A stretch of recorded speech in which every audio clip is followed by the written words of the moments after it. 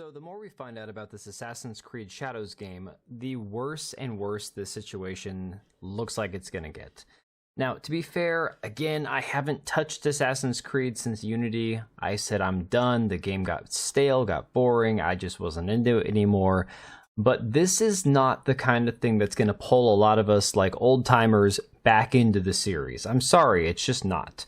So this entire thing where they decided to focus on a man of African descent, when they finally have gone and taken Assassin's Creed to Japan, the home of the ninja, the stealth attack, the assassin, right?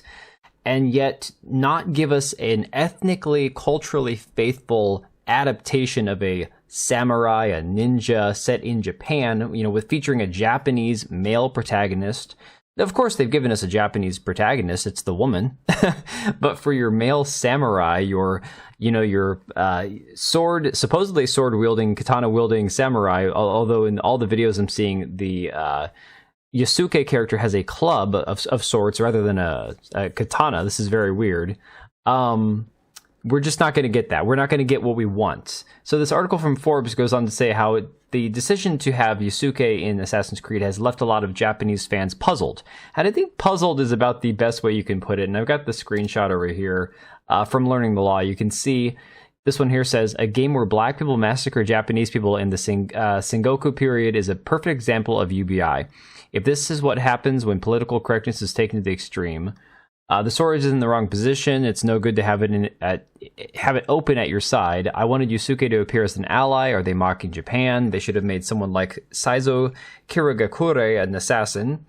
It's a bit disappointing. I wanted to play as a Japanese ninja. It's my favorite game since I started with Syndicate, and I've played everything since. This is so sad. I don't think there are any Japanese people supervising the architecture. It's Chinese and filled with lanterns, torii gates, and paper lanterns, so it doesn't feel like this. I think the Shogun stands out after the good examples in the drama. And so again, a lot of apparently errors, technical issues with the architecture and the scenery that apparently nobody involved in this game caught.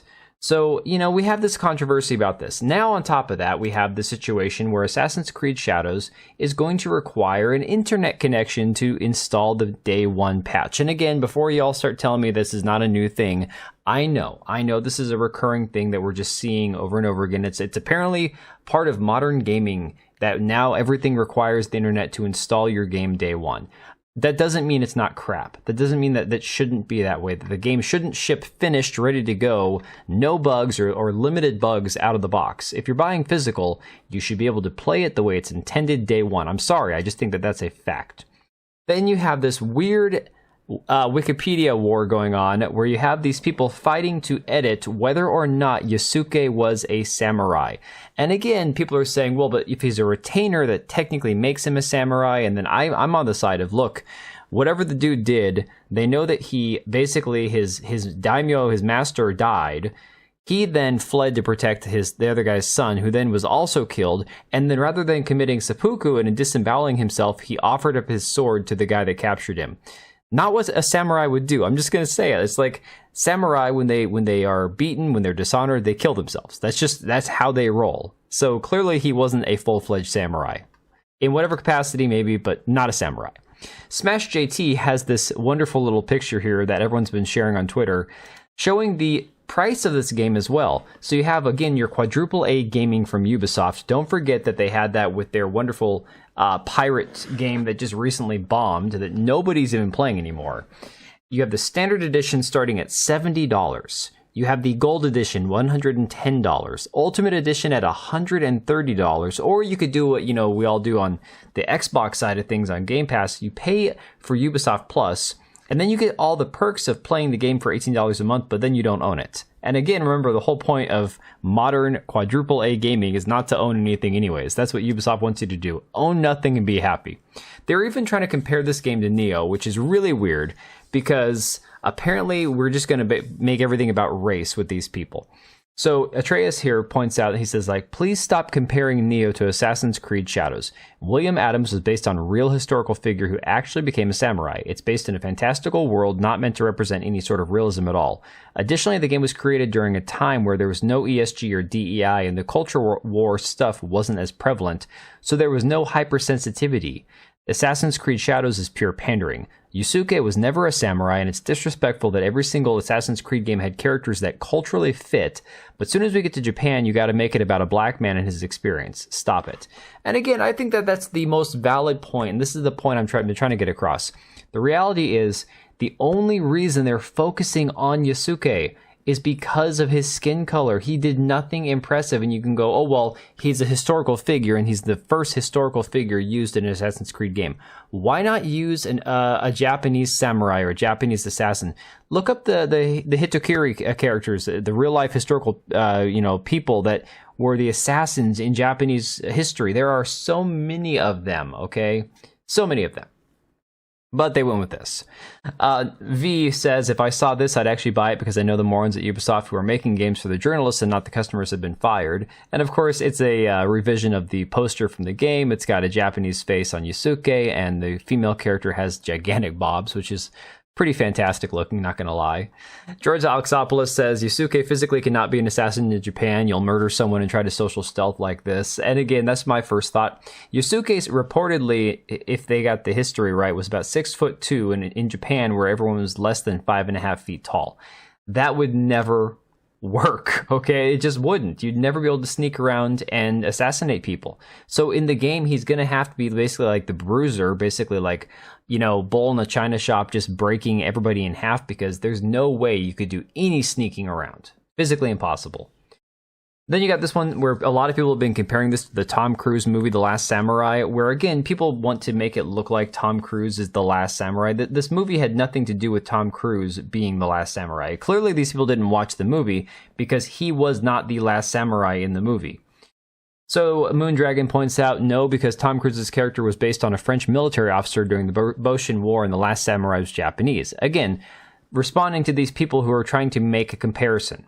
Now we've got these insane people like this indie dev game developer, Jamal Creates, who, based on his profile picture here, it's all the same weird art style you see with a lot of these like DEI gaming developers, where all their focus is about the blackness in gaming and not about creating an actually good game. We've seen this with so many of these like games, like just like that Zao one, where it was all about the character's African heritage and less about actually making a game people want to play. So Packer Girl shares this tweet here from Jamal Creates, where he said, I hope every single racist, pasty-faced white boy is seething and crying about the new Assassin's Creed. May all of y'all's dead grandmas rest in shit and piss. That's pretty brutal. That's like, seek help, dude. You need help. But I think the biggest point, the biggest thing to take away from all this, Grums had this tweet yesterday, which I think is pretty interesting. It's definitely something we need to look into. He said, so Ubisoft apparently changed Assassin's Creed's Shadows, throwing away the original story and instead running with Yasuke, an obscure black retainer of Nobunaga, as front and center. A Ubisoft writer who worked on the game says the original story was completely different. This gels with what employees at Ubisoft tell me, that Ubisoft is completely locked down with DEI and is the most oppressive studio to work at, as DEI is everywhere.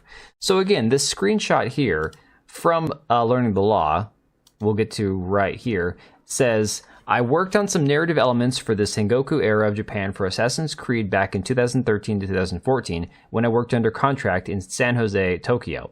I guess they tossed all that out for Black Samurai and some cannon-destroying Konoche boss. I'm so glad I'm not in that industry anymore. I guess it's only fitting that my contributions to these studios vanish like everything else I worked on. Here's a brief synopsis of the original story from what I can remember. It's been a decade. The plot focused on the young monk Yamauchi Taka as the playable ancestor. Taka means hawk to coincide with then naming convention of every playable hero being named after a bird of prey. No idea if that changed with all these newer disjointed games that no longer have Desmond as the core hero that bound everything together. The main conflict was about the Sword of Eden and how it had been given its last wielder, Oda Nobunaga, an unfair advantage in his conquest of Japan. After Nobunaga is assassinated by Hattori Hanzo, Taka becomes a part of the Brotherhood and under Hanzo is trained as an assassin. The Brotherhood tries to transport the recovered sword out of Japan but are beset by Jesuit Templar ships and it's lost.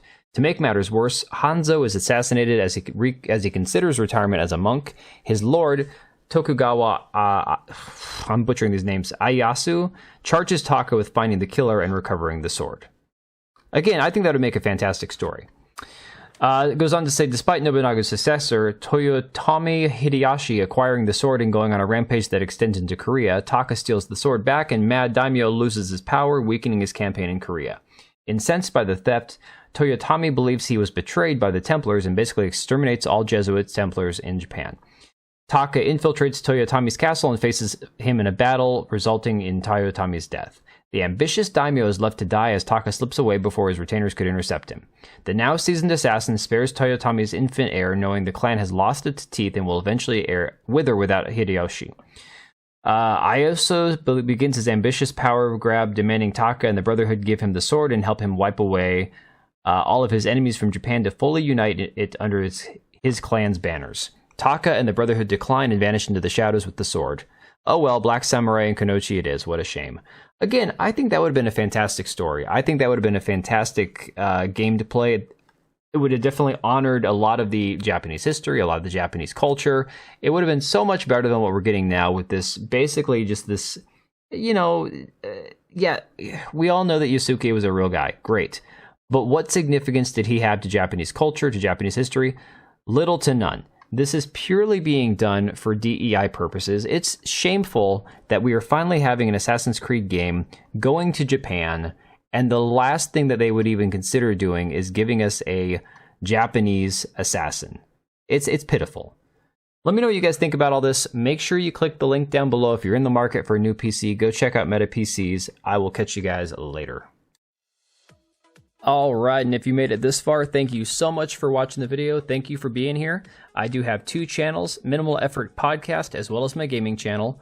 I do have a Twitch and Kick for my gaming channel. We do live streams over there occasionally, maybe once a week. And then if you are in the market for a new PC, make sure to check out Meta PCs. Click the link I have down below. Use code TBO at checkout for a special discount. Thanks again for watching, and I will see you next time.